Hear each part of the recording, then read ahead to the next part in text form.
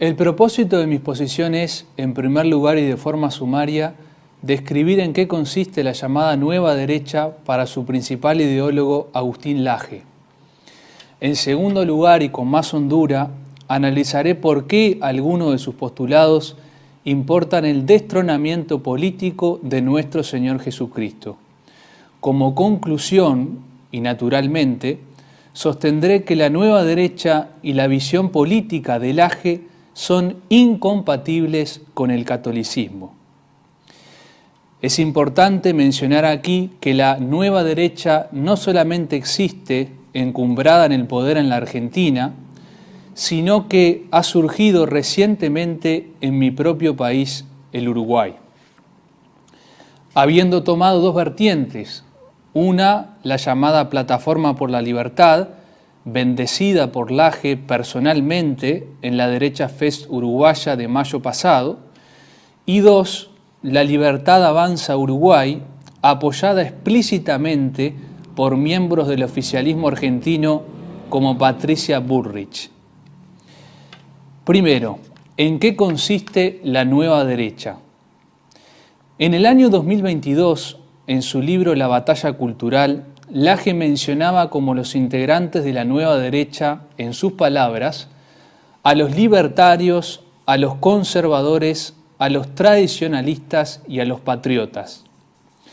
Y más precisamente detallaba que una nueva derecha podría conformarse en la articulación de libertarios no progresistas, conservadores no inmovilistas, patriotas no estatistas y tradicionalistas no integristas.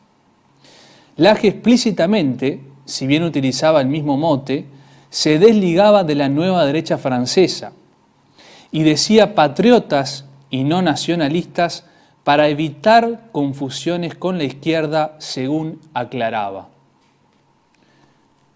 Posteriormente, en su último libro Globalismo, del año 2024, eliminó como integrantes de la nueva derecha a los tradicionalistas y restringió la coyunda al libertarianismo, al conservadurismo y al soberanismo. Probablemente entonces los tradicionalistas no fueron lo suficientemente abiertos por su militancia antimoderna, como él mismo notó. Y, según se desprende, también trocó el nombre de patriotas por soberanistas. De ahora en más, todos, libertarios, conservadores y soberanistas, son etiquetados como patriotas por Laje. Por lo visto, igual que en la vidriera irrespetuosa de los cambalaches se ha mezclado la vida y podrían convivir para Laje en este frente derechista desde libertarios a nacionalistas. Laje cristalinamente admite que su objetivo no es otro que el acceso al poder. Y para ello hay que tener democracia mediante, a la cual loa, éxito electoral.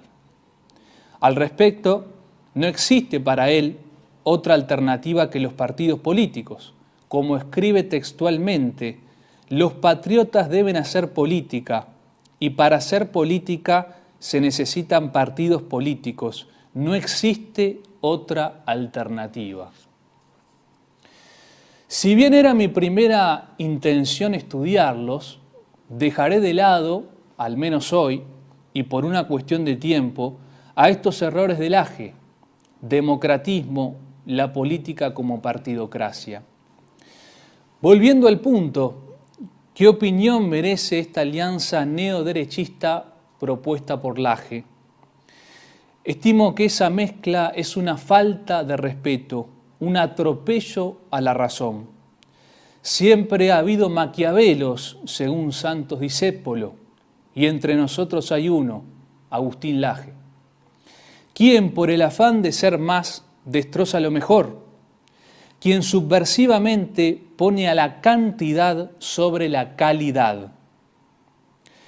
Pero la unidad solo puede darse en la verdad, como enseñaban los escolásticos, bonum ex integra causa, malum ex quolunque defectu. El mal necesita para crecer de un solo defecto, el bien requiere de la integridad de la causa. Bienaventurado, dice el Salmo primero, el varón que no anduvo en la asamblea de los impíos, ni en la reunión de los burladores se ha sentado, ni estuvo en el camino de los pecadores. En segundo lugar, el destronamiento político de nuestro Señor Jesucristo. La visión política del AGE y de su nueva derecha propende al destronamiento político de nuestro Señor Jesucristo. Así, en su libro La batalla cultural, Laje refiere a una patología política que denomina religiosismo. Esta, indica, consiste en transitar el espinoso campo de la cultura y la sociedad con la única mirada religiosa, despojando de una presión política abierta a prácticas hegemónicas. Critica una concepción política que no pueda dejar de girar en torno a la identidad católica, cerrándose a prácticas políticas abiertas. La tal concepción, escribe, es muy poco práctica. Llama consecuentemente a un sincretismo político en el que, por ejemplo, un cristiano evangélico puede mantener su identidad religiosa, seguir yendo al mismo templo, proseguir sus ritos, etc., pero constituir su identidad política junto con un cristiano católico, un mormón, un agnóstico, un ateo. Defiende finalmente al Estado laico que reconoce la libertad de culto y que trata con igualdad a los distintos credos. Y en su último libro, Globalismo, vuelve sobre estos conceptos diciendo que el Estado laico fue el resultante y el garante de la paz entre las religiones y que no se trata de demoler al Estado laico. Serios y dolientes comentarios se imponen. Desarrollaré dos. En primer lugar, Laje critica una concepción política que no pueda dejar de girar en torno a la identidad católica, cerrándose a prácticas políticas abiertas y hegemónicas. Esto es tanto como abandonar la reyesía social y política de nuestro Señor Jesucristo, en vistas a abrirse y misturarse con lo que él denomina prácticas políticas abiertas y hegemónicas. Para Laje es patología política, religiosismo inflexible el proclamar el reinado social y político de Cristo. Hay que desahuciarlo, hay que destronarlo, so pena de resultar poco prácticos, poco ayornados con las prácticas políticas abiertas y hegemónicas, y a resultas perder votos, que es lo único que le interesa al Laje. En el altar de la democracia, entonces, es necesario inmolar hasta Cristo. La identidad católica, incomoda, es poco práctica. Destrónese a Cristo para obtener el poder. Evítese el religiosismo. La democracia, las prácticas políticas abiertas y hegemónicas, como las denomina, obligan a abandonar los principios católicos en pos del éxito electoral. ¿Cómo se ve? El maquiavelismo del Laje es total. El fin, el acceso al poder, justifica arrasar con el reinado político de nuestro Señor, dimitir del catolicismo en general. Nuestra concepción política debe, según él, dejar de girar en torno a la identidad católica. Es muy fácil notar lo disparatado de esta premisa.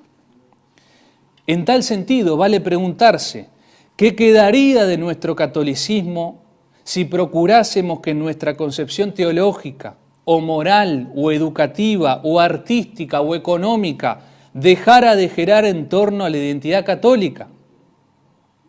¿Qué pasaría, por ejemplo, si alguien nos propusiera que nuestra concepción teológica dejara de girar en torno a la identidad católica, de forma de que negásemos el primado de Pedro para acercarnos a los protestantes?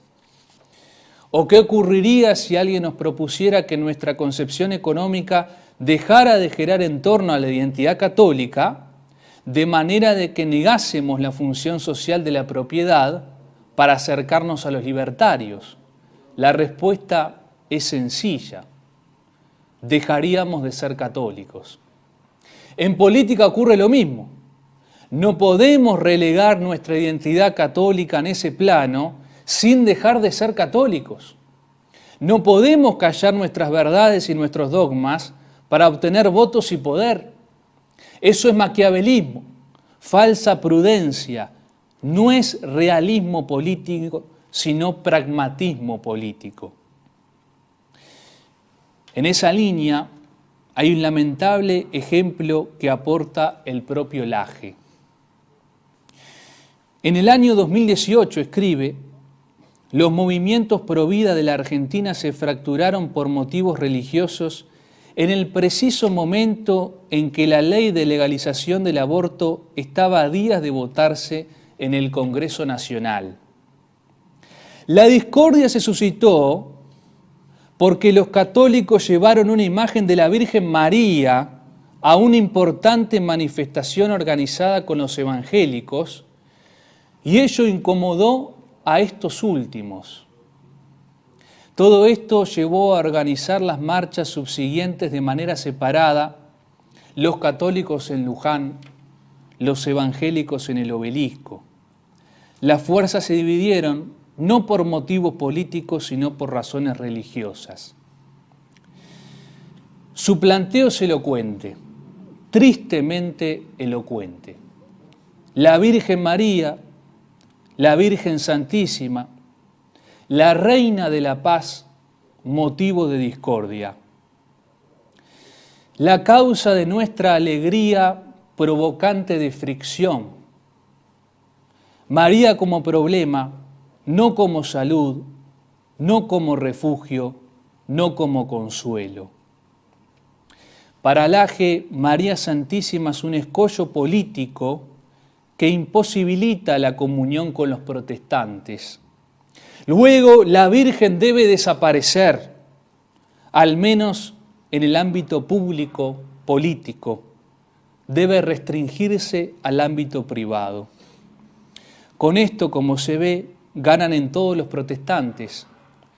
En el mejor de los casos, la fe es una cuestión privada, pero no es pertinente pensar en una ciudad católica.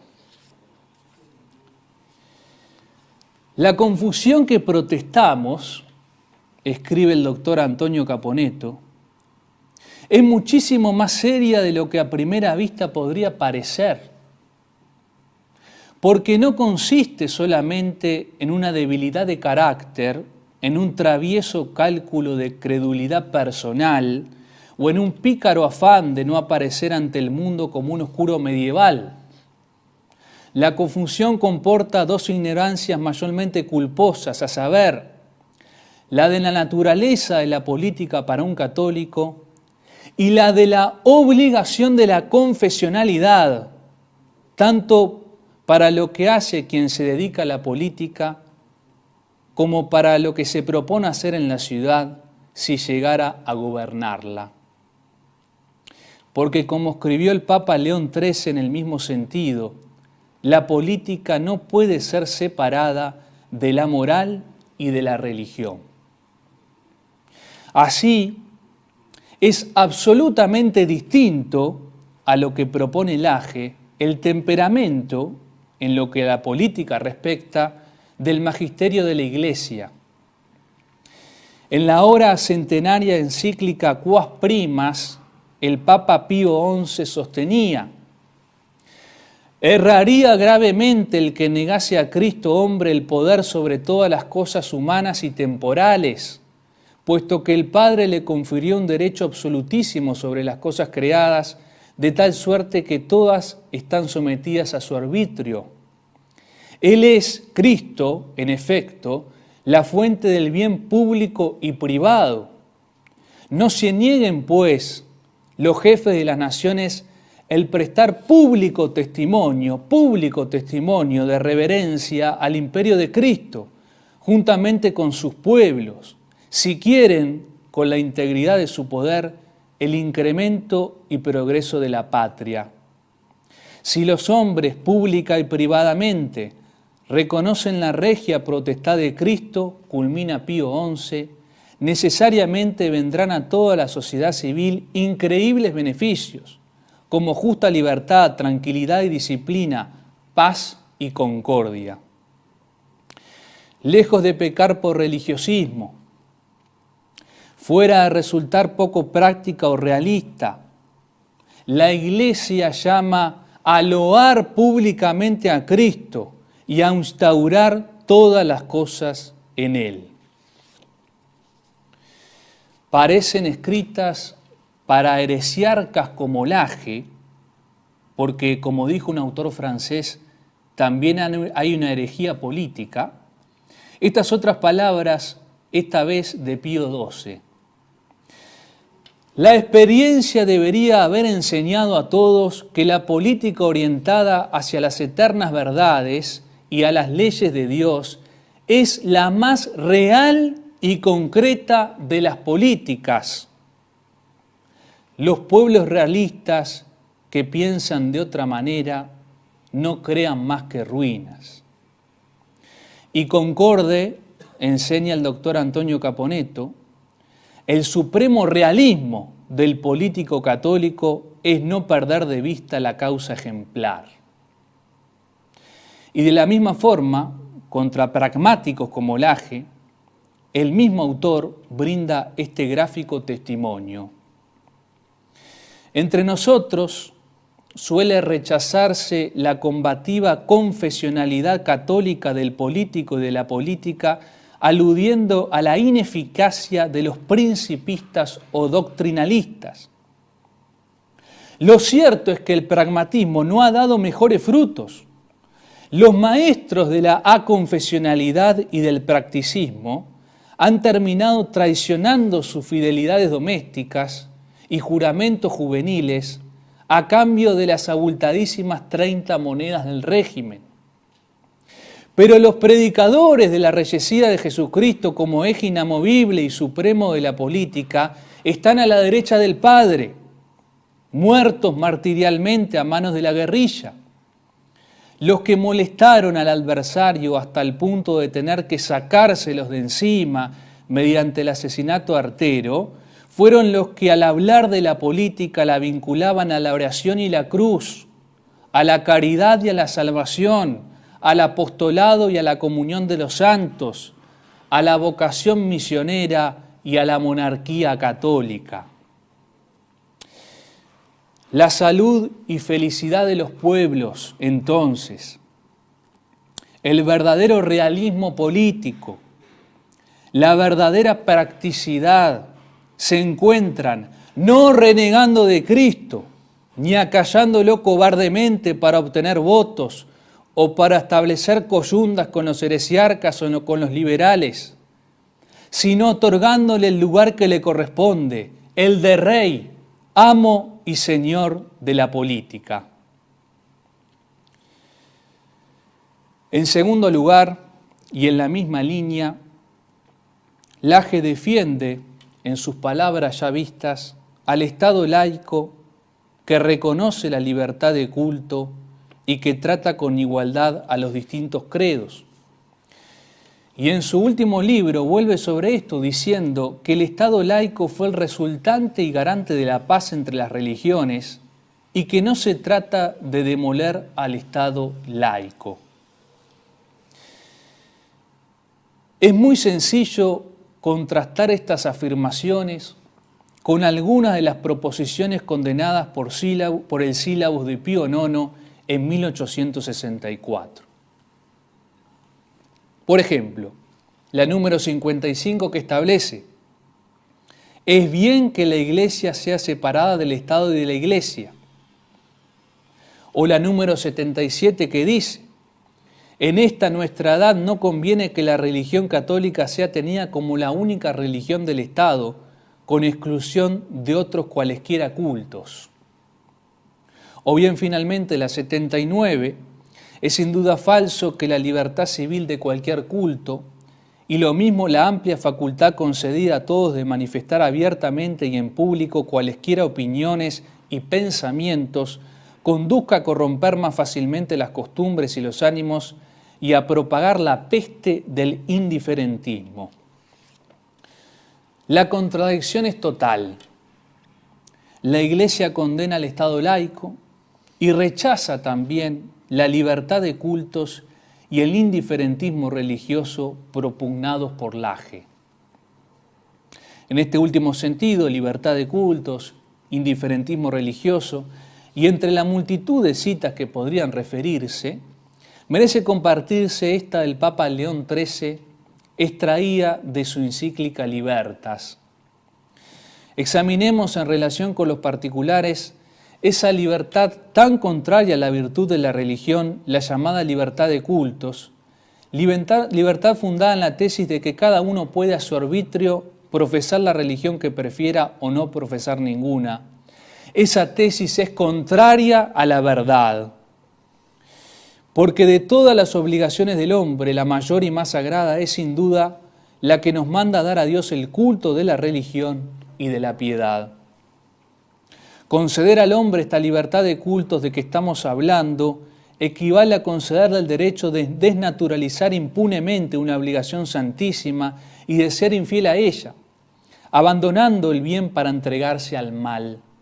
Esto, lo hemos dicho ya, no es libertad, es una depravación de la libertad y una esclavitud del alma entregada al pecado. La justicia y la razón prohíben, por tanto, el ateísmo del Estado o lo que equivaldría al ateísmo, el indiferentismo del Estado en materia religiosa y la igualdad jurídica indiscriminada de todas las religiones. Siendo, pues, necesaria en el Estado la profesión pública de una religión, el Estado debe profesar la única religión verdadera, la cual es reconocible con facilidad, singularmente en los pueblos católicos, puesto que en ella aparecen como grabados los caracteres distintivos de la verdad. La contradicción así es insalvable. Pero lo más triste es que no solo Laje, seguido y apoyado por católicos, defiende estos postulados, sino las propias autoridades de la Iglesia, quienes, contrariando a León XIII y a un magisterio 2 veces milenario, ahora defienden la laicidad del Estado y el indiferentismo religioso. Pienso, por ejemplo, y respecto de mi querido Uruguay, en el cardenal Sturla, arzobispo de Montevideo, quien tuvo la osadía de afirmar públicamente lo siguiente: es muy positivo que la Iglesia y el Estado estén separados. A los poderosos, dice el libro de la sabiduría, aguardan poderosos tormentos. Conclusión: no hay forma de unir los principios en los que se funda la nueva derecha a tenor de su ideólogo Agustín Laje y los principios de la visión católica de la política. El Papa Pío IX, en junio de 1871, en un texto dirigido a los católicos franceses, paladinamente aseguró: condenaría 40 veces más, si fuera necesario, a quienes intentan acomodar dos cosas imposibles de conciliar: la Iglesia y los principios de la Revolución.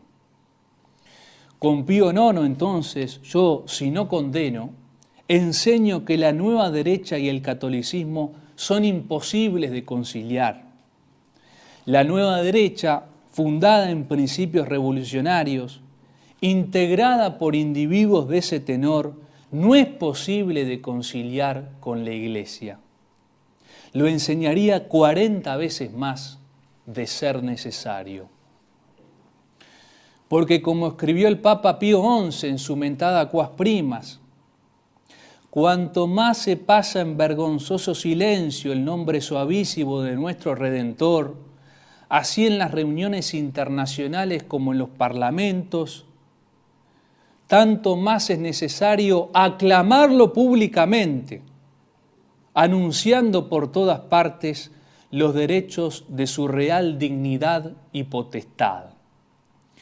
contra quienes lo acallan, pues, contra quienes pretenden sustraerle su dignidad y potestad, aquí estamos nosotros, arma al brazo, ardorosamente, poéticamente, militando bajo las insignias de Cristo Rey. Que la juventud a la cual pertenece Lo Porvenir escuche y comprenda estas palabras, y que con el mártir Jordán Bruno Yenta sepa que restaurar todas las cosas en Cristo es la única solución real para la patria y para el mundo entero. Que los jóvenes elijan esta verdadera solución y que desechen las alternativas falsas, pragmáticas, maquiavélicas, liberales. Muchas gracias.